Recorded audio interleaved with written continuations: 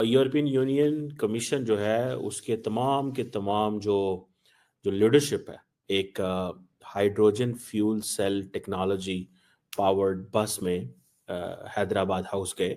Hydrogen certainly is a viable possibility, and so it's wonderful to see that India is really striving to take the lead in this technology. और एक बहुत बड़ी meeting हुई है और उस meeting में प्राइम मिनिस्टर नरेंद्र मोदी के साथ उनकी पूरी टीम और इसी के साथ दूसरी तरफ से 22 यूरोपीय कमिश्नर्स और साथ में उनकी president Ursula.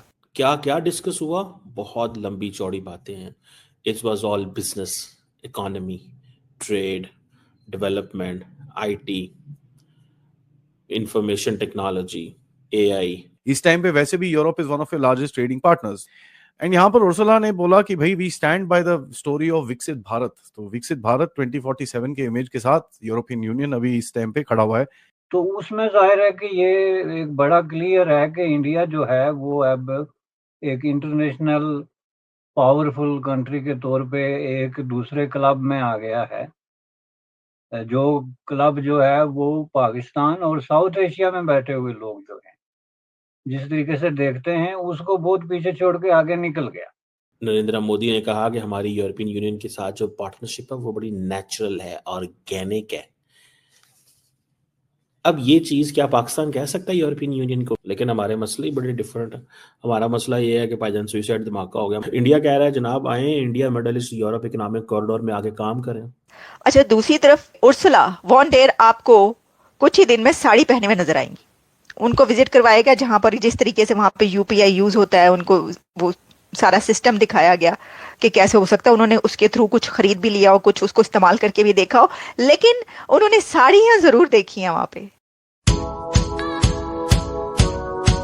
European union commission जो है उसके तमाम के तमाम जो जो लीडरशिप है, 21 के 21 ईयू कमिश्नर जो थे, जो कैबिनेट मेंबर्स हैं ईयू प्रेसिडेंट की, वो तमाम जो है वो एक hydrogen fuel cell technology powered bus में हैदराबाद हाउस गए। इंडियंस को बड़े अच्छे से पता था कि किस तरह इस चीज़ को दुनिया के सामने प्रोजेक्ट करना है कि we are for the green energy, we are for the clean air. Tata Motors और इंडियन ऑयल कॉरपोरेशन लिमिटेड जो है इन्होंने ये बनाई। अब जारी बात है वो कहते हैं जी हमने तो बस powered by hydrogen fuel technology Delhi Hyderabad house पहुंची है, और सारे लोग उसमें बैठे हुए थे, तो ये तो बड़ी कमाल की चीज़ है। सो इंडिया ने बेसिकली वो जिसे कहते हैं ना एक मैसेज दिया कि जनाब हमने तो 2070 तक वैसे ही हर चीज़ जो है वो क्लीन एनर्जी पे शिफ्ट हो जाना। समझ रहे हैं बात को कि हमने वैसे ही सीधे की सीधा क्लीन एनर्जी पे शिफ्ट हो जाना है। दिस इज अ मैसेज, ये मैसेज है उनका। और एक बहुत बड़ी मीटिंग हुई है और उस मीटिंग में दोनों तरफ से जो कि इंडिया के वहां पर अथॉरिटीज थी वो इसमें मौजूद थी। प्राइम मिनिस्टर नरेंद्र मोदी के साथ उनकी पूरी टीम और इसी के साथ दूसरी तरफ से 22 यूरोपीय कमिश्नर्स और साथ में उनकी प्रेसिडेंट उर्सुला। अब क्या क्या डिस्कस हुआ? बहुत लंबी चौड़ी बातें हैं।